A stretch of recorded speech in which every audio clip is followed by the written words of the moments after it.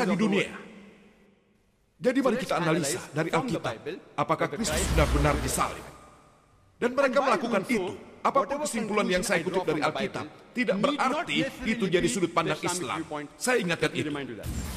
Kesimpulan yang saya kutip dari Alkitab tidak berarti itu jadi sudut pandang Islam. Sudut pandang Islam saya sudah nyatakan dengan amat jelas dari surat An-Nisa pasal 4 ayat 157. Wa ma qataluhu wa ma sholabuhu. Mereka tidak membunuhnya, mereka tidak menyalibnya. Topiknya, apakah Kristus benar-benar disalib? Apakah arti dari kata disalib? Menurut kamus, disalib berarti menghukum mati, mengikat seseorang pada salib. Menurut kamus Webster, disalib berarti menghukum mati dengan memaku atau mengikat seseorang pada salib. Pendeknya, bila seseorang disalib, ia harus mati di kayu salib. Kalau ia tidak mati, ia tidak disalib. Apakah arti kata kebangkitan? Kebangkitan, menurut kamus Oxford berarti perbuatan atau peristiwa hidup kembali dari kematian. Dan kebangkitan dengan huruf K besar berarti Kristus bangkit dari kematian. Menurut kamus Webster, kebangkitan berarti perbuatan hidup kembali. Dari kematian dan kebangkitan, dengan huruf K besar berarti hidupnya kembali Kristus setelah kematian dan penguburannya.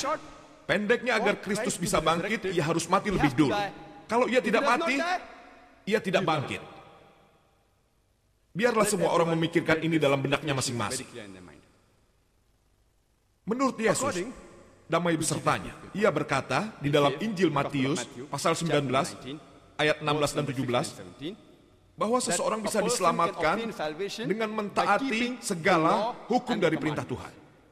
Tapi menurut Santo Paulus, ia memaku segala hukum dari perintah itu pada salib. Salib, salib, salib, dia terus mengulang. Terus, ia memaku hukum dan perintah itu pada salib. Seperti ditulis di Kolos pasal 2 ayat 14. Dan Paulus berkata bahwa keselamatan bisa didapatkan dari kematian dan kebangkitan Yesus damai besertanya. Dan ia mengutip, bila mana Anda meninjau perjanjian baru, 1 Korintius pasal 15 ayat 14. Saya jelaskan ini agar beberapa orang bisa tahu lebih cepat. Saya lebih suka hal ini. Lagi pula Alkitab berkata, perjanjian baru berkata, ensiklopedia ini berisi 1000 halaman di mana Anda bisa menemukannya, agar Anda lebih gampang. Mengapa Santo Paulus di Korintus pasal 15 ayat 14 berkata, kalau Kristus tidak dibangkitkan dari kematian, sia-sialah penderitaan kami dan sia-sialah kepercayaan Anda.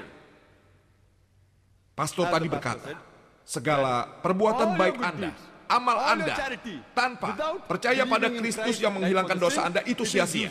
Dan misionaris Kristen, referensi yang mereka berikan, dikutip dari Yesaya pasal 64 ayat 6, bahwa segala kesalehan kami, perbuatan baik kami, seperti kain kotor.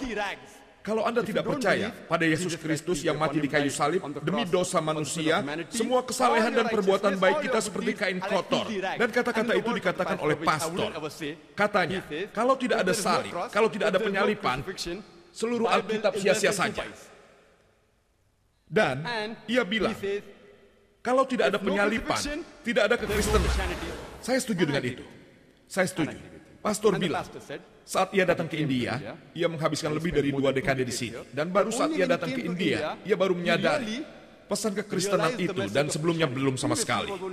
Tapi ia menjadi praktisi Kristen dari kalangan kaum muslim di sini. Saya ingatkan lagi padanya, saya hanya bertemu satu Arab yang Kristen selama hidup saya, yaitu pastor. Arab Kristen yang saya temui di Jeddah, dari Syria. Setelah ia mendengarkan kata-kata saya, Alhamdulillah, dengan perkenan Allah, ia menerima Islam. Dan ini yang kedua, selama hidup saya bertemu dengan seorang Arab yang Kristen.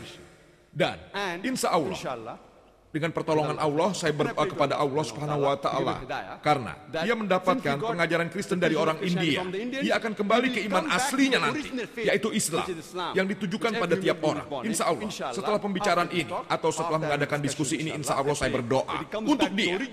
Insya Allah, dia menyadari bahwa tidak ada penyalipan, tidak ada salib, tidak ada kekristenan.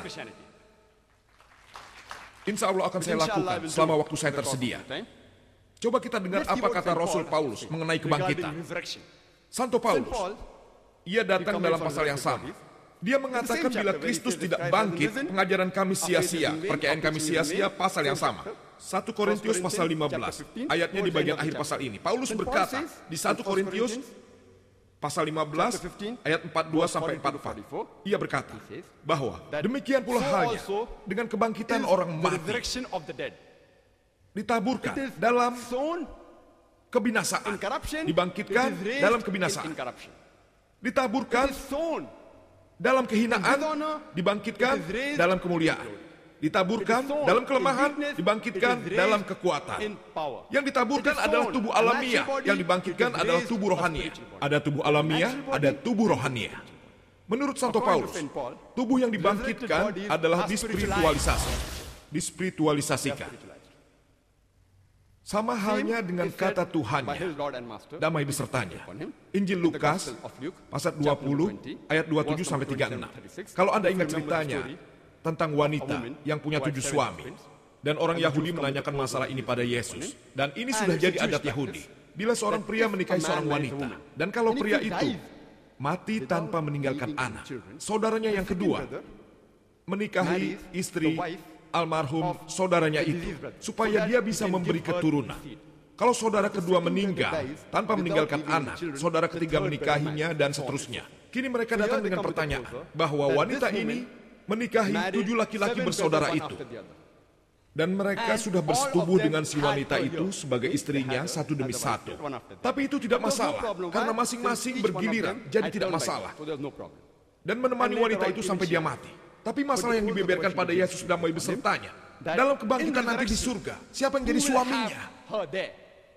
Anda lihat, setelah kebangkitan itu, semua 7 saudara ini di akhirat bersama wanita itu. Siapa yang jadi suami? Si wanita.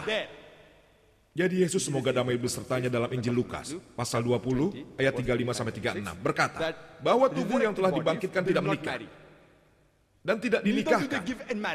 Tadi ayat 35. Dan juga mereka tidak akan dapat mati lagi. Mereka sama seperti malaikat-malaikat, yang berarti mereka akan dimalaikatkan. Tubuh yang dibangkitkan akan dispiritualkan. Siapa yang mengatakan? Yesus sendiri. Lukas pasal 20 ayat 35 sampai 36. Paulus mengatakan itu. 1 Korintus pasal 15 ayat 42-44. Itu sangat jelas. Dan tak ada satu ayat pun peristiwa ditulis dalam Injil manapun yang mengatakan Yesus damai besertanya dibangkitkan. Sebenarnya, kalau Anda membacanya, itu disebutkan. Kalau Anda ingat ceritanya, bahwa setelah penyalipan yang katanya ada, saat para murid berkumpul di kamar, Yesus damai besertanya, ia datang. Seperti yang disebutkan di Injil Lukas, pasal 24, ayat 36. Ia datang dan ia berkata pada murid, Salam, bagimu. Itu berarti damai sejahtera bagimu. Ayat selanjutnya, Injil Lukas pasal 24, ayat 37 berkata, mereka terkejut dan takut dan menyangka bahwa ia itu hantu. Saya ingin bertanya. Mengapa para murid mengira Yesus damai besertanya adalah hantu? Apa Yesus terlihat seperti hantu? Saya menanyakan hal itu pada semua orang Kristen, dan mereka semua berkata tidak, dan mereka benar. Yesus tidak seperti hantu, dan ia datang ke ruang atas setelah penyalipan yang katanya ada.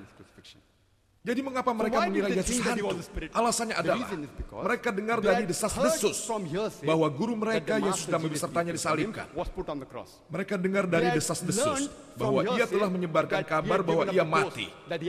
Mereka dengar dari desas-desus bahwa ia mati dan dikuburkan selama 3 hari. Begitulah. Anda tahu kenapa? Karena mereka tidak ada di tempat penyalipan itu. Menurut Markus, Injil Markus, pasal 14 ayat 50, bahwa semua murid itu meninggalkan dia dan melarikan diri. di saat paling krusial itu dalam hidup Yesus damai besertanya saat ia membutuhkan mereka. Semua murid itu 100%, mereka semua menurut Markus pasal 14 ayat 50, mereka meninggalkannya dan kabur. Siapa yang berkata itu? Bukan Dr. Zakir Naik. Injil Markus pasal 14 ayat 50. Semua meninggalkannya. Hanya desas-desus yang mereka dengar. Karena itulah mereka berpikir dan mengira bahwa Yesus itu adalah hantu. Tapi Yesus damai besertanya menjelaskan. Ia berkata di 2 ayat sesudahnya. Pada Injil Lukas, pasal 24, ayat 39-40. Yesus berkata bahwa, lihatlah tanganku dan kakiku. Aku sendirilah ini. Rabalah aku dan lihatlah. Karena hantu tidak punya daging dan tulang. Seperti yang kamu lihat padaku. Sambil berkata begitu, ia memperlihatkan tangan dan kakinya.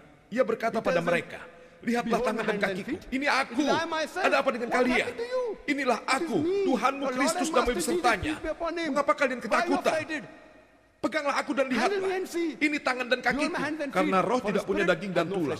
Ia ingin coba membuktikan itu semua. Apa ia ingin membuktikan bahwa ia bangkit? Atau apakah dia itu roh? Apakah dia ingin membuktikan bahwa ia bukan roh? Ia tidak bangkit. Berikutnya, Injil Lukas, pasal 24, ayat 41-42 berkata bahwa mereka kegirangan dan masih heran. Mereka mengira ia sudah mati dan kini mereka senang bahwa Tuhannya masih hidup secara fisik, tampil lengkap dengan daging dan tulang. Mereka senang. Yesus damai besertanya. Ia bilang untuk meyakinkan, apakah ada makanan untukku di sini? Lalu mereka memberinya sepotong ikan goreng dan juga madu. Ia mengambilkan dan memakankannya di depan mata mereka. Bahwa ia telah dibangkitkan. Untuk membuktikan bahwa ia adalah roh. Ia adalah fisik yang nyata. Ia makan dan ia mengunyah di depan mereka. Sepotong ikan dan madu untuk membuktikan ia tidak dibangkitkan. Ia bukan roh, tapi ia tulang dan daging. Tubuh yang utuh. Kalau tak ada kebangkitan, tak ada penyalipan, tak ada kekristenan.